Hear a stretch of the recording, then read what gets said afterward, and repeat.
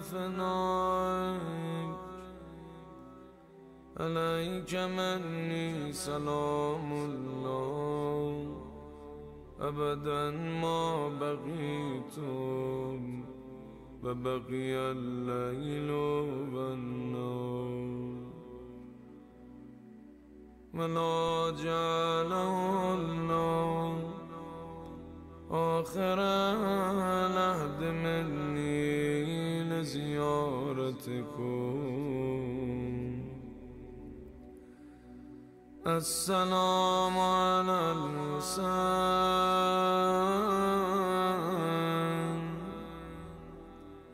وعلى علي بن الحسين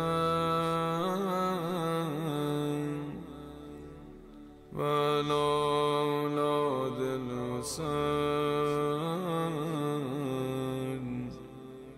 وعلى أصحاب الحسين السلام على الحسين وعلى علي بن الحسين وعلى أولاد الحسين وعلى أصحاب الحسين. Bismillahirrahmanirrahim. All praises for Allah, who understands the struggles we face in solitude and the healing that comes through patience and faith. And peace and blessings be upon our beloved Prophet Muhammad sallallahu alaihi wasallam,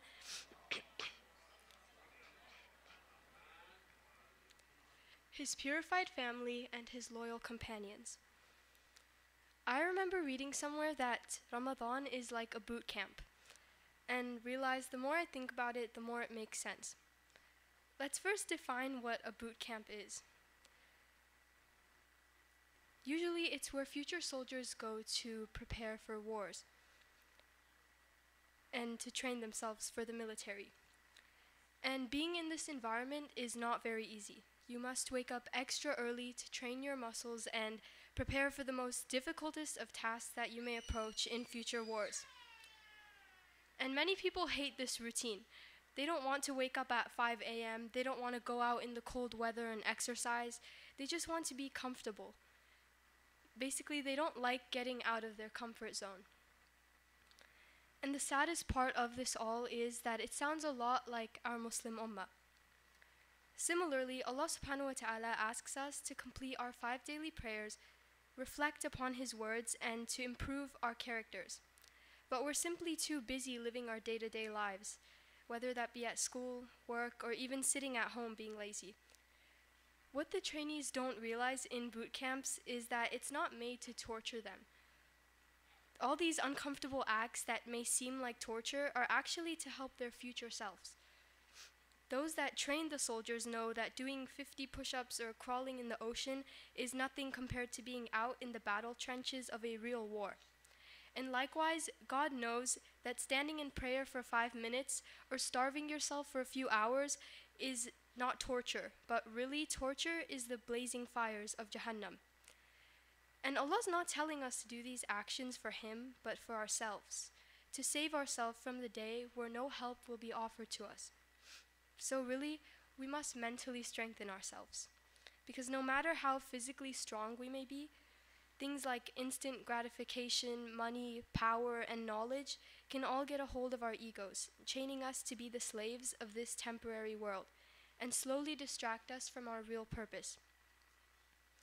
Imam Hassan alayhi salam, who was known for his loyalty to his family and faith, has said, "I'm not concerned with the position of leadership, nor do I seek the world's pleasures.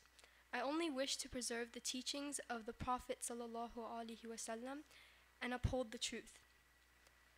The Ramadan that visits us every year is a wake-up call, humbling us and reminding us that we mustn't forget that our sole purpose of being here at this very moment is because we're servants of Allah, and that's all we'll ever be.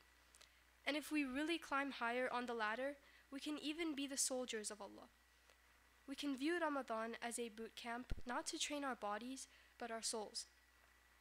And the dhikr that we do in this month is not only for us to remember Allah subhanahu wa ta'ala, but to be mindful of our own status as well. Are we on the bottom of the ladder or on the top? And if we are on the bottom of the ladder, are we trying our best to climb up? Are we worthy of standing beside Imam Mahdi Ajjalallahu ta'ala farajah?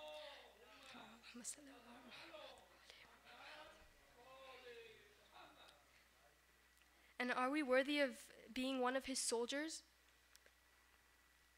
And if we aren't, then may we take this time that we have left in our life to reach for the highest level of Jannah. And beautifully, Ramadan is the perfect month to start all over again, to wash our past sins and to replace them with good deeds. And Ramadan is only over when we want it to be. Eid is not to celebrate the end of Ramadan because we're so tired of fasting, but we can look at it as a celebration of our new and cleansed souls, and how we spent a month doing the very things that many of us claim we can't do in a day. SubhanAllah. This month just proves that if we do try, we can do many things. And if we ignore the whispers of shaitan, who discourages us from the right path, then eventually we'll reach the top of the ladder. May we use every day to our advantage. May we learn from our past mistakes, and may we strive to be alongside our beloved Imam Mahdi alayhi salam and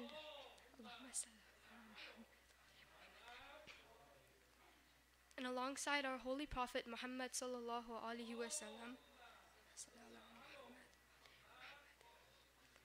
and his progeny in Jannah, inshallah. Allahumma ajil waliyaka al-faraj. I thank you for giving me your time. Wassalamu alaikum wa rahmatullahi wa barakatuh.